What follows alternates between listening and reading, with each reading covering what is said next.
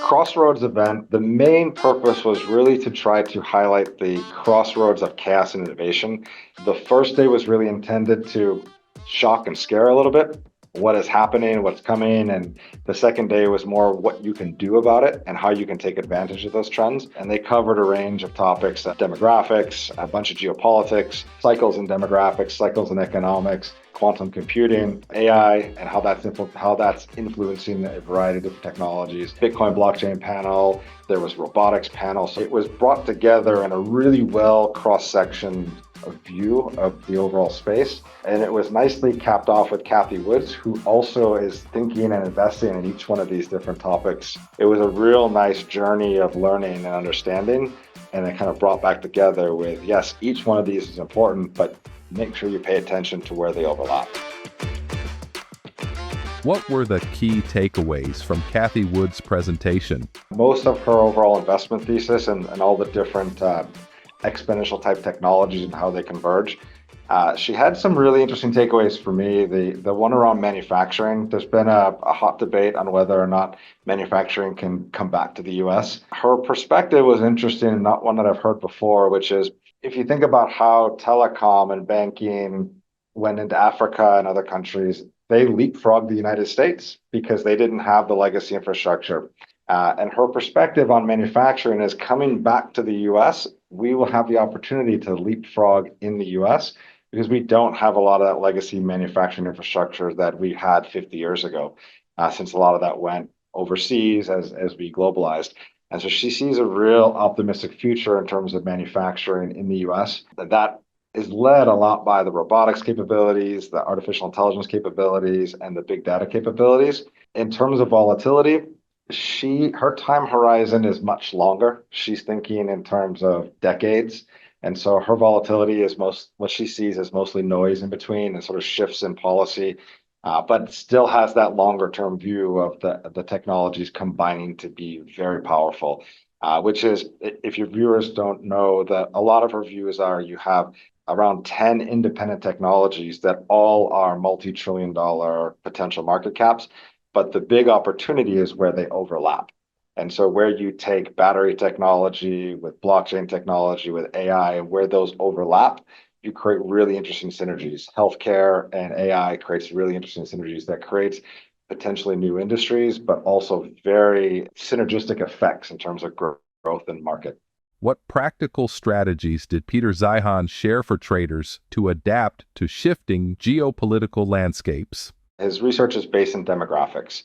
And when you look across the world, the population is aging out in various areas. So a lot of the foundation of his discussion is different countries have different demographic structures.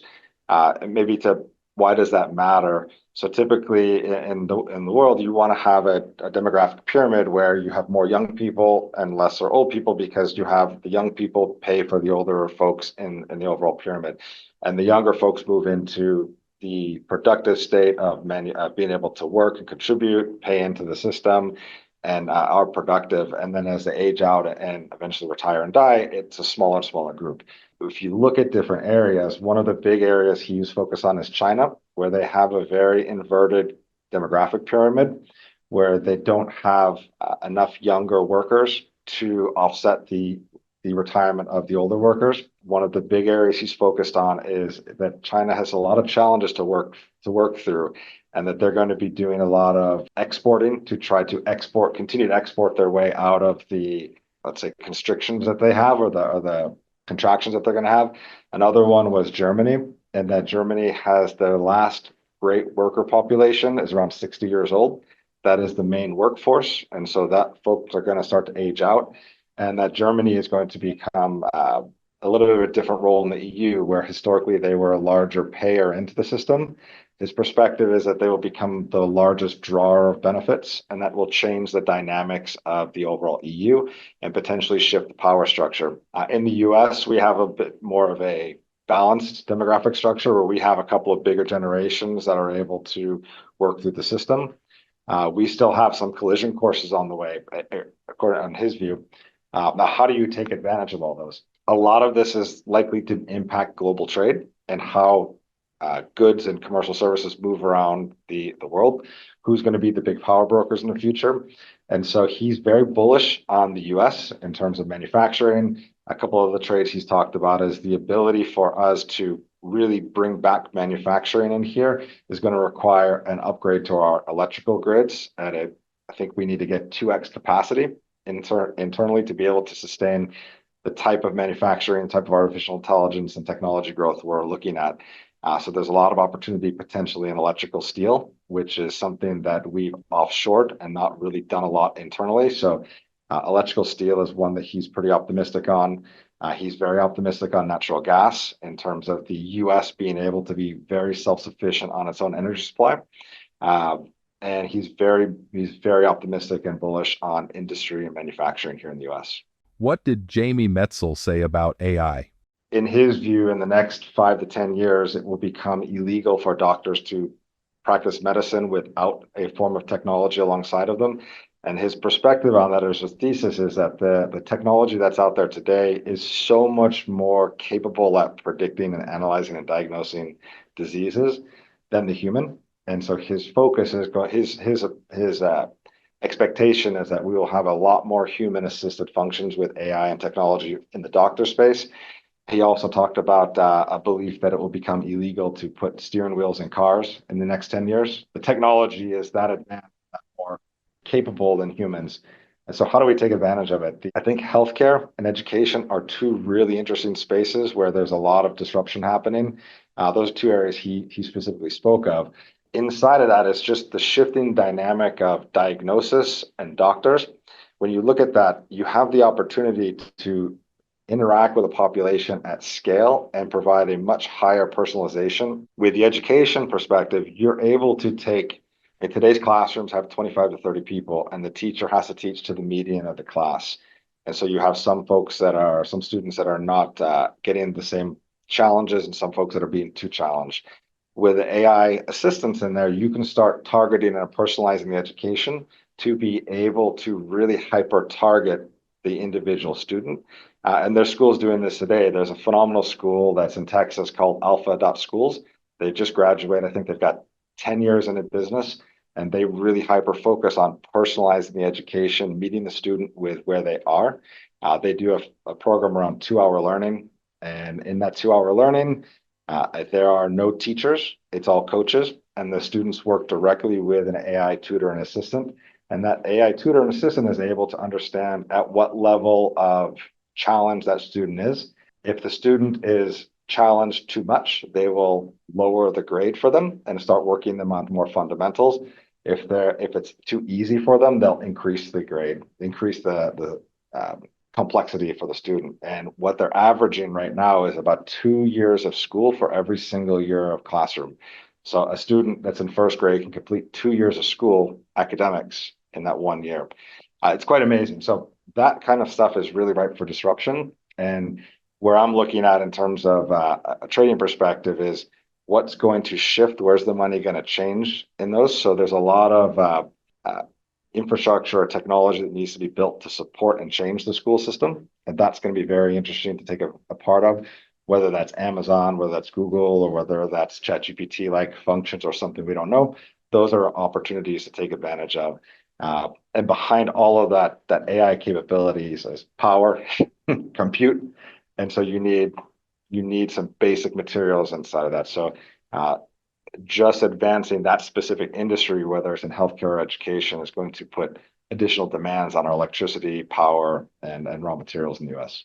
What did Alan Balliou say about economic trends? Alan is phenomenal speaker, and a lot of these really intertwine. So it's interesting if I pick his specific topics, between him, Neil Howe, Peter Zeihan, Jamie Metzl, they all had these very interesting convergences and topics. Alan talks quite a bit about demographics also. His projections are a little dark. He is looking at somewhere around 2030 to have a pretty serious recession and have 2030 to 2040 be a pretty hard time in the US as we are starting to kind of work through some of the changes.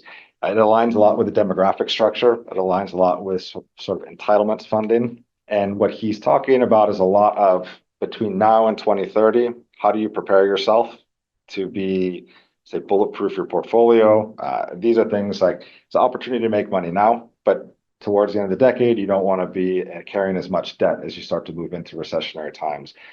His projections are somewhere in that 2029 to 2030 timeframe is when he sees a catalyst of a negative event here. That 2030 to 2040 will be, in his view, a recession that'll impact specific industries, not necessarily universally everybody's out of work. And so his perspective were things like tech, things like materials will do really well. As we start to work our way out of a potential recession, there'll be investments in spending and infrastructure likely. There'll be continued investments in technology to advance us. So those are also interesting areas to look. So my takeaway from that was start to look at how do I reduce my debt loads over the next couple of years and be positioned for a potential storm and difficult time in the next 10 years.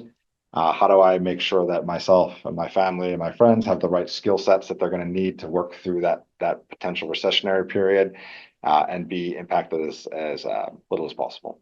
What trading opportunities might arise from cross-industry innovations? The overall summit was really interesting in how they brought together a wide range of perspectives. The scary part was a lot of those perspectives collided in the same ways around the end of the decade, having a darker outlook.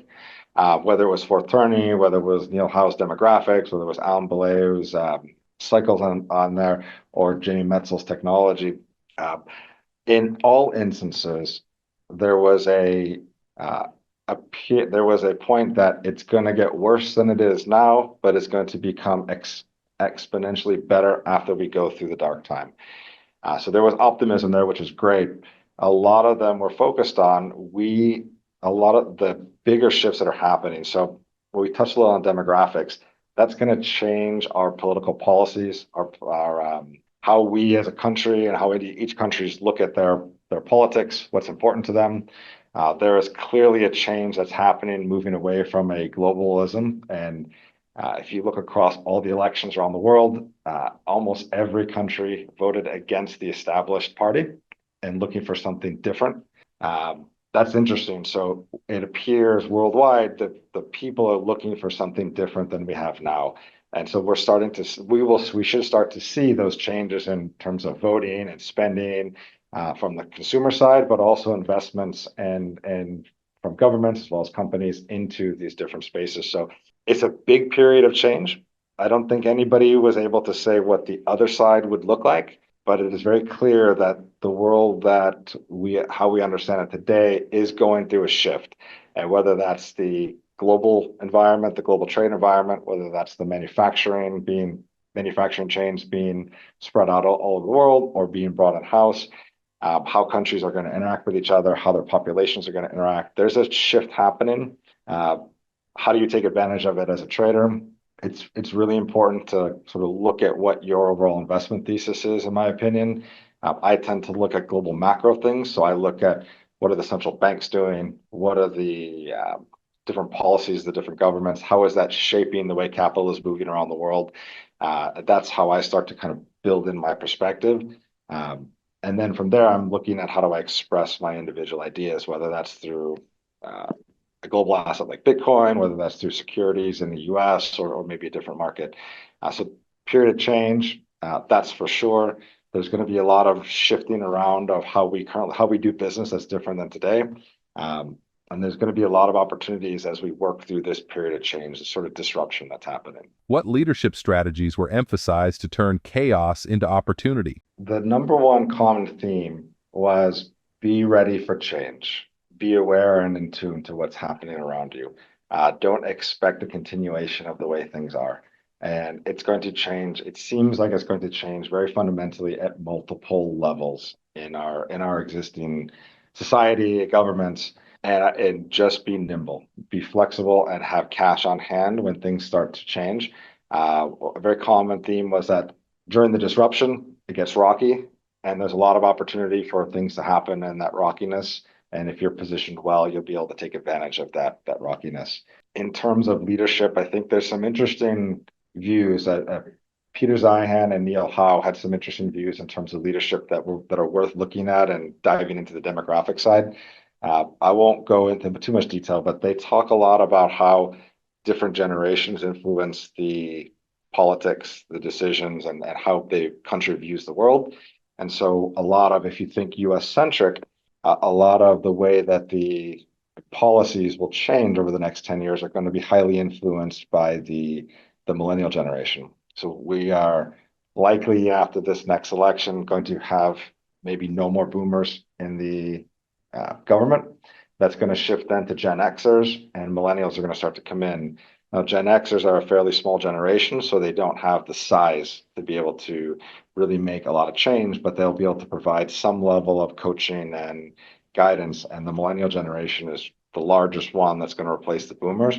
They're going to have a lot of decision-making power, and they're going to change the way we see things. So a lot of the things that they potentially made fun of for a long time will start to potentially become reality for us. And these are things like home ownership, delays in home ownership. They've got a lot of student loans to deal with. They're not as optimistic in terms of the global nature of the kind of global supply chain, so they look a lot more inwards. So it will change the way that the policies are set in the US, and that will ultimately change how things happen around the world. What role does Miami's focus on innovation play in shaping the themes? Miami has a huge energy. Since 2020, when a lot of the folks moved around the country during the COVID times, it brought a really interesting new or growing industry around tech and banking and financial services for us. Miami it's a young city, and it has this air of anything's possible. And so we have a ton of venture capital investments. I believe we're on track to overtake the deal amounts in Silicon Valley in the next couple of years. Europe connects to Miami, South America, Central America connects to Miami. It is really this intersection of three continents that is able to really kind of align ideas and bring a lot of energy and passion to the space. And the city itself and its residents have done a phenomenal job of adapting.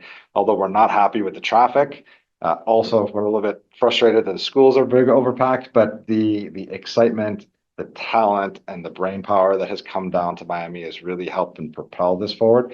And bringing this conference to Miami was an obvious step, because it was just a great way to bring these thoughts about not only what's happening now, what's happening over the next 5 to 10 years, and what are the things we could do about it. Those were really interesting.